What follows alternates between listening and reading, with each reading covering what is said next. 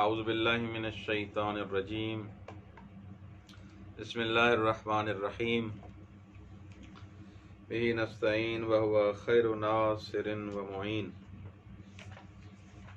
بسم اللہ الرحمن الرحیم سبح اسم ربک الاعلی الذی خلق فسوی والذی قدر فہدی۔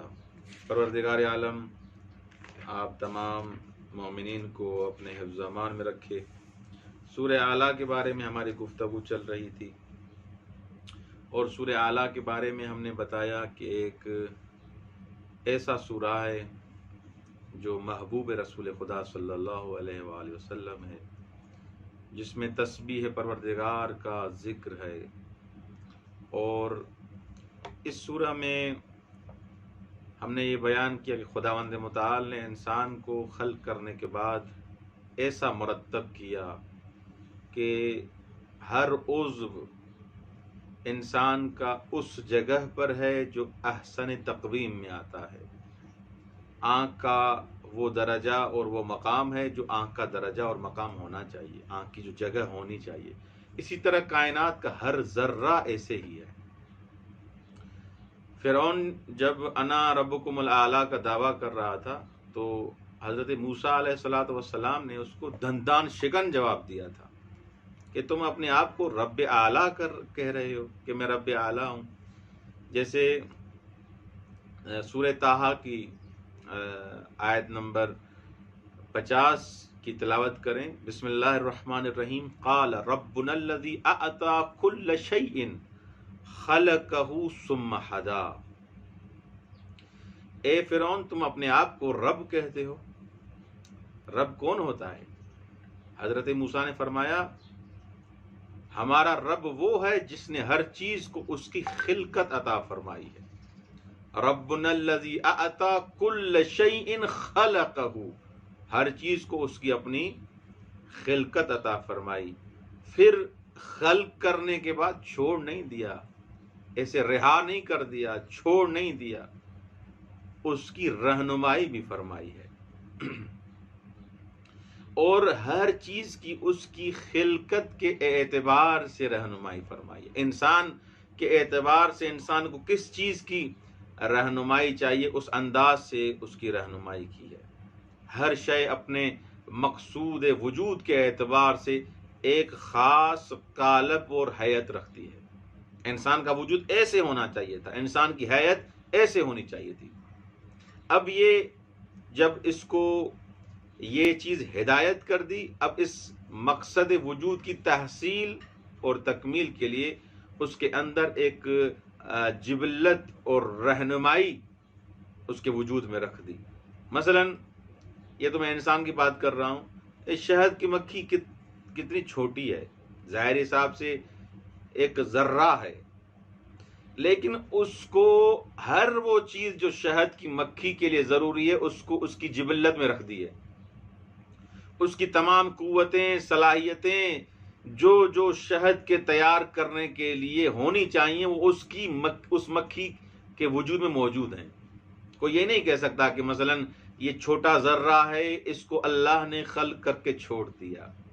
اس شہد کی مکھی جو جثے کے حساب سے، وجود کے حساب سے بالکل چھوٹی مخلوق ہے، چھوٹا سا وجود ہے، لیکن خداوند متعال نے اس کے بھی تمام مقاصد کی تکمیل کے لیے ہر چیز اس کے وجود میں، اس کی قوتیں، صلاحیتیں اس کے وجود میں رکھ دی ہیں۔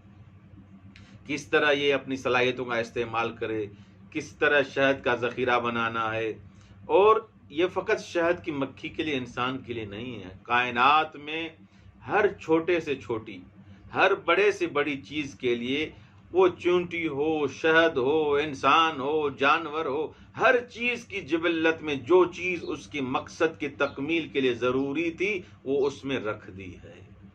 وہ قوتیں اور صلاحیتیں خداوند متعال نے اس کی خلقت میں، خلقت کے بعد اس میں رکھ دی ہیں۔ یہ حضرت موسیٰ فرعون کو کہہ رہا ہے کہ تم اپنے آپ کو رب اعلیٰ کہہ رہے ہو، میرا رب ایسا ہے۔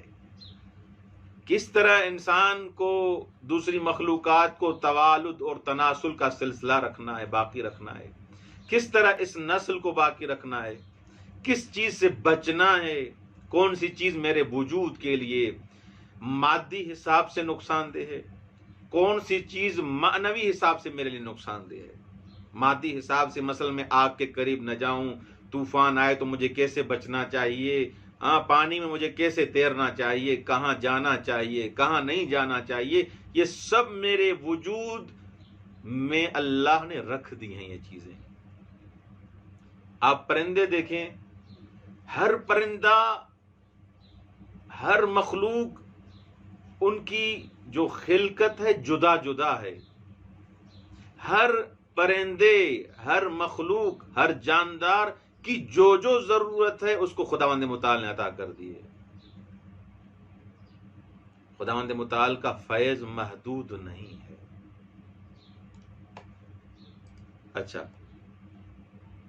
مثلا آپ دیکھیں، ہم تو پرندوں کی اور انسان کی بات کر رہے ہیں، لیکن یہ جو پھل ہیں، سبزیاں ہیں، اب سیب کے اندر سیب کی خصوصیات، انار کے اندر انار کی خصوصیات، خوب دوسرے جو مثلا اسٹرابیری ہے، خرما ہے، کھجور ہے، یہ سارے جو میوے جات ہیں، ان میں اللہ تعالی نے الگ الگ خاصیت ودیت کی ہے، الگ رنگ ہے، الگ ذائقہ ہے، الگ خوشبو ہے۔